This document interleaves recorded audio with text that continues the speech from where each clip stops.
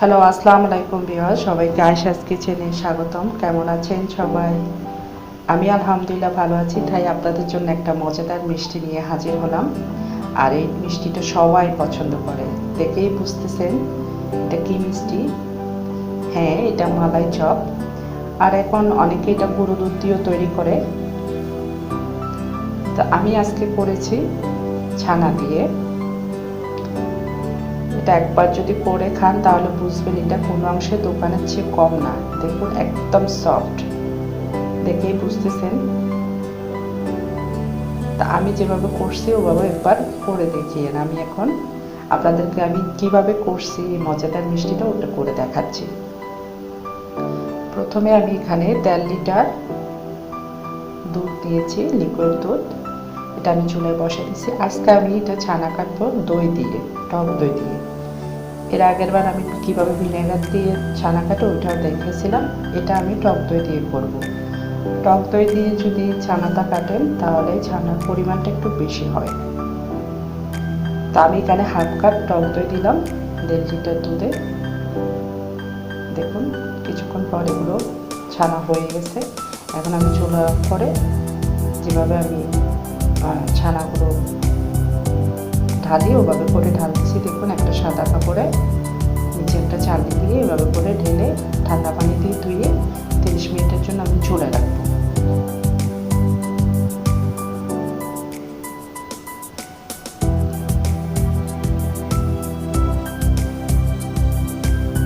এখন ধুয়ে আমি চুলে রাখবো 30 মিনিটের জন্য।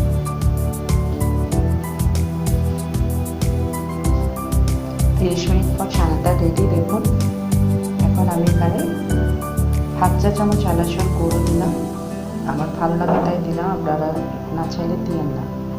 তো এইভাবে করে একদম 6-7 মিনিট ভালো করে মধ্যে এখন মিষ্টির জন্য আমি ছোটো ছোটো করে লেচি কেটে মিষ্টিগুলো তৈরি করে নেব। আর যেহেতু এটা চপ বলছি তাহলে চপটা একটু চ্যাপটা হয়।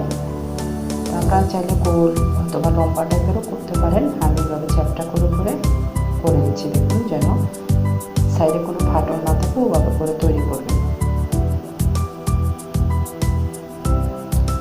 আমি যতটুকু ছানা নিচ্ছি এখান থেকে আমার প্রায় 10টা হয়েছে। আপনাদের কম বেশি হতে পারে বা ছোটো বড়ো করলে। তো ওগুলো আমি একটা ভিজা কাপড় দিয়ে ঢেকে রেখে দিচ্ছি। এর জন্য আমি এখন একটা শিরা তৈরি করবো, যেগুলো মিষ্টিটা আমি সিদ্ধ করবো। এখন চুলায় একটা পাতিল বসাই, ওখানে আমি 1 কাপ চিনি 6 কাপ পানি দেব। এটা 1 তার বা 2 তার শিরা হবে না, এটা একদম পাতলা শিরা, শুধু মিষ্টিটা সিদ্ধ হওয়ার জন্য।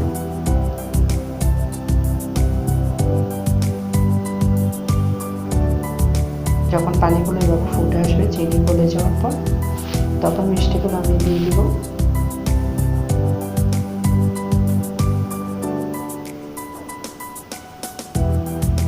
এখন 5 মিনিট হাই হিটে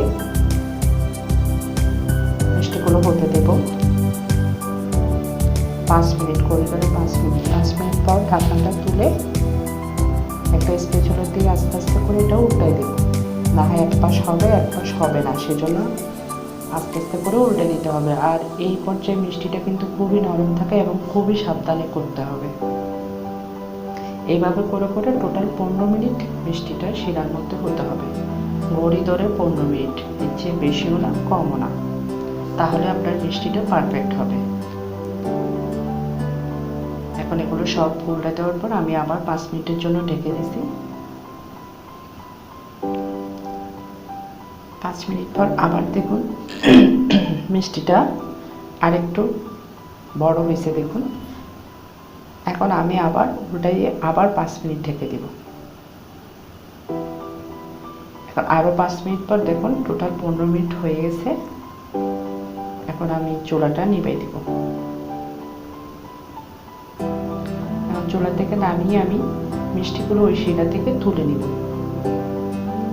তো চামচ দিয়ে তুলে ছাঁকনি দিয়ে ছেঁকে যতটুকু সম্ভব চিনির রসগুলো মানে ফেলে দিবেন। চেপে এটা আমি আবার মালাইতে দিব, সেজন্য চিনির শিরাগুলো ঝরাই নেবেন। এভাবে করে সবগুলো আমি তুলে নিচ্ছি। দেখুন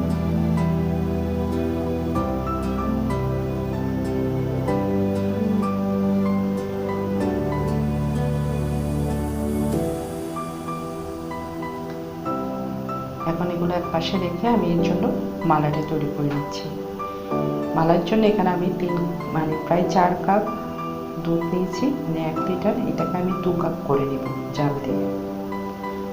2 কাপ যখন হয়ে আসছে তখন আমি এখানে 1/4 কাপ কনডেন্স মিল্ক দিলাম। আপনারা চাইলে চিনিও দিতে পারেন, আর চিনি আপনারা আপনাদের পছন্দ অনুযায়ী দিবেন।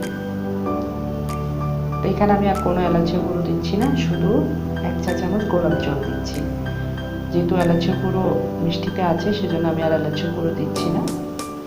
এখন আমার মালাইটা তৈরি।